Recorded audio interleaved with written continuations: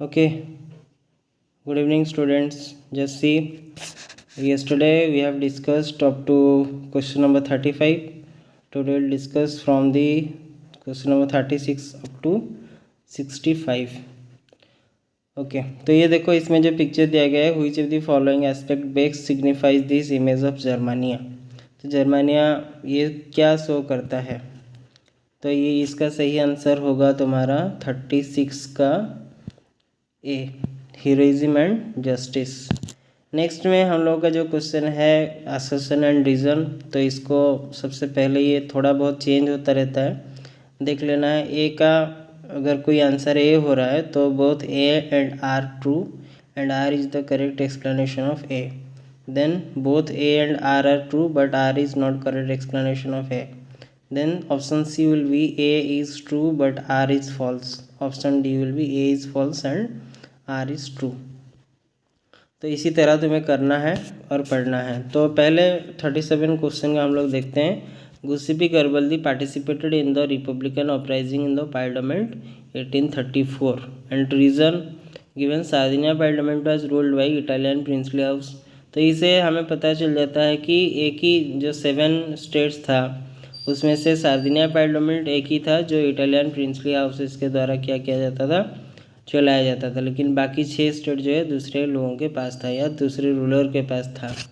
तो इसीलिए इसका आंसर सही होगा बी। तो A and R both are correct but R is not correct explanation of A. तो इसका आंसर होगा बी। नेक्स्ट क्वेश्चन आते हैं हम क्वेश्चन नंबर 38 में। Many members of the clergy in Poland began to use language as weapon of national resistance। तो इसमें ये बोला गया है कि पोलैंड में जब रिवॉल्यूशन हुआ था तो लोगों को बताया गया कि जो लैंग्वेज है उसको वेपन के हिसाब से काम किया जाएगा। और रीज़न क्या दिया गया है, the use of Polish came to be seen as a symbol of struggle against the Russian dominance. तो पोलैंड का जो लैंग्वेज था वो पोलिश लैंग्वेज बोला जाता था उसको, और स्पेशली उसको रूसिया जो डोमिनेंस करके रखा था तो उसको उसके ऊपर चलाया गया। तो 38 का सही आंसर होगा A and R both are correct and R is the correct explanation. Then question number 39 assertion में दिया गया है, in January 1871 the Prussian king William first was proclaimed the German Empire in ceremony held at Versailles and reason is R, that is nation building process in Germany had demonstrated the dominance of Prussia state power। तो 39 का इसका सही answer होगा ए। इसका मतलब है दोनों correct है और आर करेक्ट एक्सप्लेनेशन है। नेक्स्ट में आते हैं हम लोग का क्वेश्चन नंबर 40 में। ए ऑन द 18th में 1848 831 elected representative revolted in the Frankfurt parliament. तो ये रिवोल्ट किए थे फ्रैंकफर्ट पार्लियामेंट में। तो रीज़न दिया गया है, the elected representative revolted against the issue of extending political rights to women. तो इसका सही आंसर होगा सी। सी मतलब है तुम्हारा A true and R is false. तो अगर कुछ डाउट्स होगा तो कमेंट्स में बता देना। तो नेक्स्ट में हम लोग आते हैं case based MCQ, that is paragraph एक दिया गया है, उसके बाद तुम्हारा 4 क्वेश्चंस दिया रहेगा। तो ये जो पैराग्राफ तुम्हारा होगा ये बुक से ही तुम्हें मिलेगा, बुक का कोई एक पैराग्राफ दिया रहेगा तो उसमें से तुम्हें आंसर्स चूज़ करना है। तो सबसे पहले बच्चे क्या गलती करते हैं, वो पैराग्राफ को पढ़ते हैं उसके बाद क्वेश्चन में जाते हैं। लेकिन हम लोग क्या करेंगे, इसका सही तरीका है करने का। पहले हम लोग देखेंगे क्वेश्चन क्या पूछा है। What was the theme of painting made by the French artist. Then utopian vision French artist Frederic Sorrieu. Then the utopian vision here means क्या है। Then here the term absolute means. तो ये 4 हम लोगों ने क्वेश्चन पढ़ लिया है। तो पहले जो क्वेश्चन हम लोग पढ़ लिए हैं तो उसके बाद हम देखेंगे कि यहाँ पे पैराग्राफ में जब पढ़ेंगे चारों क्वेश्चन तो हमें ऑटोमेटिकली मिल जाएगा। लेकिन टाइम वेस्ट ना करके हम लोग क्या करेंगे, इसका आंसर बता दे रहे हैं। तो what was the theme of the painting made by the French artist. तो इसका सही आंसर होगा तुम्हारा, सही आंसर होगा तुम्हारा 40 का 41 का जो है हमारा, या 1 के कह सकते हैं, ए होगा। इसका सही आंसर होगा ट्रू डेमोक्रेसी। उसके बाद तुम्हारा सेकंड का भी होगा, the people of the world are group together as distinct nation identified through their flags and national costume.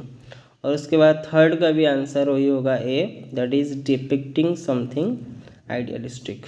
Next में हम लोगों का फोर्थ में आता है, उसका फोर्थ आंसर होगा तुम्हारा B, it refers to form the monarchical government that was centralise, militarised and repressive. तो ये इसका आंसर ये होगा।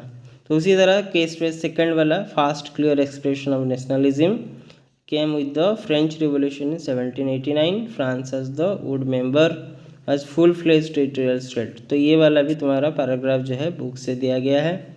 और इसका अगर हम आंसर देखेंगे तो 45 का होगा तुम्हारा ये सेकंड का 45, मतलब 44 वाला लास्ट था, ये सेकंड का 45 होगा। तो पहला आंसर होगा तुम्हारा 45 का बी होगा, एन एब्सोल्यूट मोनार्की। देन 46 का होगा तुम्हारा B, sense of collecting belongingness. तो from the very beginning French revolution tried to create the sense of collecting belongingness. Next में हम लोग का 47 का होगा, which of the following correctly define the idea of la patrie la citoyen. तो इसका सही आंसर होगा तुम्हारा D, both A and B, मतलब united community enjoy equal rights and right are purported to constitution. Next में जो तुम्हारा होगा उसका, the National Assembly took the initiative to, ये ऑल दी एबव होगा तुम्हारा answer. Introduce centralise administrative system, formulated uniform law, और उसके बाद international custom duties and dues were abolished. तो ये वाला सारा होगा।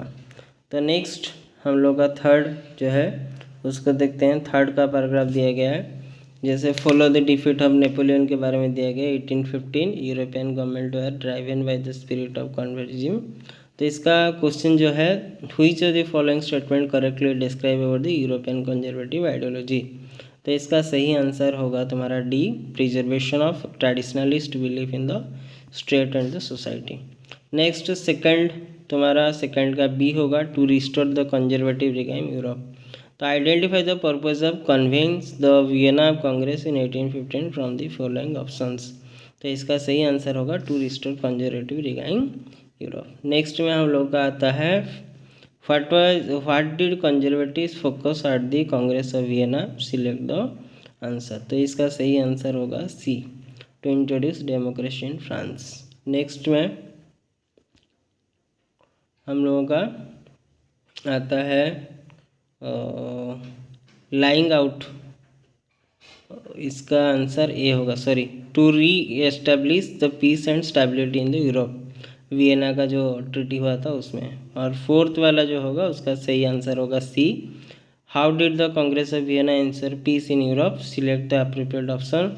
Lying out a balance of power between all the great powers in Europe. तो ग्रेट पावर्स जितना भी है वो दिया गया है। नेक्स्ट फोर्थ वाला में उसी तरह पहले तुम लोग क्या करोगे, क्वेश्चन को पढ़ोगे, उसके बाद ऑप्शंस में जाओगे। ऑप्शन में क्या दिया है, who was the ruler of France at the beginning of the French revolution. तो ये हमको पता है लुई 16, तो इसका सही आंसर होगा सी। देन क्वेश्चन नंबर सेकंड वाला है, which of the following incident mark the French revolution. तो फ्रेंच रिवॉल्यूशन कौन सा हुआ था, इसका सही आंसर होगा तुम्हारा जुलाई रिवॉल्यूशन। उसके बाद फोर्थ वाला जो तुम्हारा दिया गया है, dash was appreciated cradle of European civilisation. तो इसका सही आंसर होगा बी तुम्हारा होगा ग्रीस। तो उसी तरह फिफ्थ नंबर भी तुम्हें उसी तरह पढ़ना है। पहले क्वेश्चन दिया है, the Ottoman Empire sought to be strengthen itself through dash. तो किसके द्वारा ये किया गया था, तो इसको अगर हम देखेंगे तो इसका सही आंसर होगा तुम्हारा C, both modernisation and internal reforms. तो उसके बाद नेक्स्ट में हम लोग का देखते हैं, नेक्स्ट आंसर होगा तुम्हारा 58 का, the Balkans peoples based their claims for dash और डैश नेशनलिटी। तो इसका सही आंसर होगा तुम्हारा A, independence and political rights. Next third में आता है हमारा 59 9 जो है the spread of idealism romantic nationalism as responsible for dash. तो ये इसका आंसर होगा ऑल ऑफ दी अबव। तो इसका आंसर होगा तुम्हारा B, Balkans distinction from the Ottoman Empire. Okay, तो आज के लिए इतना रहने देते हैं। ऑसवेल का ये पार्ट 2 था हिस्ट्री का चैप्टर 1 जो तुम्हारा आएगा। तो हम लोग ये डिसाइड किए हैं कि जितने भी सारे हमारा बुक्स हैं रेफरेंस बुक्स, तो उसमें से सारे हम लोग एक एक बार डिस्कशन कर लेते हैं एग्ज़ाम के पहले। Thank you. अगर सही लगा, अच्छा लगा तो चैनल को सब्सक्राइब कर देना और लाइक कर देना वीडियो को। Thank you all of you.